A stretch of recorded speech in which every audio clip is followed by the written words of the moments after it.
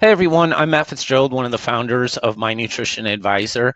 I created this article because we have over 100 recipes on this website, and I know that can get a little overwhelming. So this article is going to tell you what some of our favorite recipes are. And it's a really good way to start with some of these recipes because they're our favorites, especially if you're kind of new to My Nutrition Advisor and what we do. Really, there's two ways to make a recipe. The first way is make a superfood smoothie recipe that you really like. And that is the most important thing, is to find recipes you like, because if you like them, then you're going to do it and you're going to do it long term. And if you don't like it, you're not going to do it long term. So it's most important to find something you like.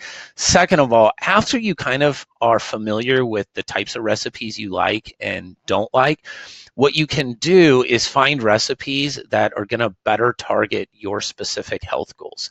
For example, if you have high blood pressure, certain ingredients are going to be better for high blood pressure than others. And so you can make recipes that uses the ingredients that target whatever health issues you have. Now, that's a little bit more for the advanced person, right? And our website makes it really easy for you to find, what recipes are good for blood pressure versus thyroid versus other issues, right? So you can make recipes that target your health issue.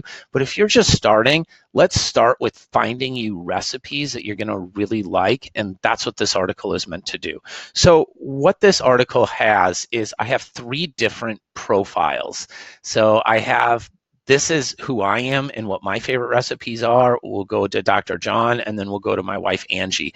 And whoever you're most similar to in terms of taste, try these recipes first, right? Whoever you're most similar to. So I'll start with me. I like fruity things. I like Skittles over M&Ms. I like pie over cake. I really don't like earthy or grassy flavors. I'm relatively new into being healthy, and so you can't throw something just filled with like beets and wheatgrass at me. I won't like it. I'll never drink that, right? And I like stuff sweet as well. So when a recipe calls for almond milk, I'm using sweetened vanilla almond milk. Kids as well. Kids love my recipes. So I have the flavor of like a kid, really. So if you are like me, if what I just said sounds like you, then what I would suggest is starting off with some of my recipes, okay? Now let's take a look at Dr. John. Dr. John is almost completely opposite. He's been a very healthy eater for well over 20 years. He likes earthy things. He does not like sweet things. He does not like fruity things. He really doesn't like a lot of the recipes that I like because he says it's way too sweet, way too fruity. He also likes dark chocolate, and so a lot of his recipes will have our ancient chocolate, or will add dark chocolate chips to it. So if you're also a healthy eater and you don't like things that are really fruity or really sweet, then I'd suggest taking a look at Dr. John's favorite recipes and starting with his. Now, our third profile is my wife, Angie. Now, my wife is she really likes chocolate and she really likes coffee, right? So she's not a perfect eater. She's not like John, which is more of a perfect eater. She's a little bit more like me, just with a different taste. And so her smoothies are a lot of times more dessert-like, is what I would call them. Those are her favorites. So if you're someone who likes more dessert, you like coffee, you like chocolate, then follow Angie's recipes. Now, her first 4 recipes that she listed off were all Capagrinos, which is a superfood smoothie with coffee beans added to it, because she really likes the added caffeine as well.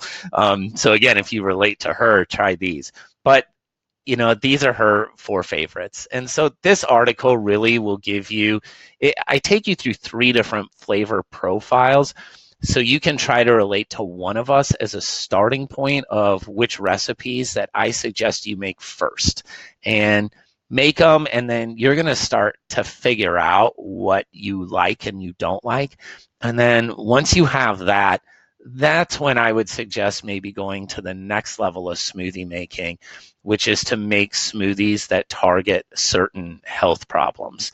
And you can watch this video. There's a second video right on this page that teaches you how to do that. So if you want to make recipes that target a health problem, watch this video. We use circulation as the example, but our website provides an awesome tool for you to be able to do that. So hope this helps, and I hope you really enjoy these recipes.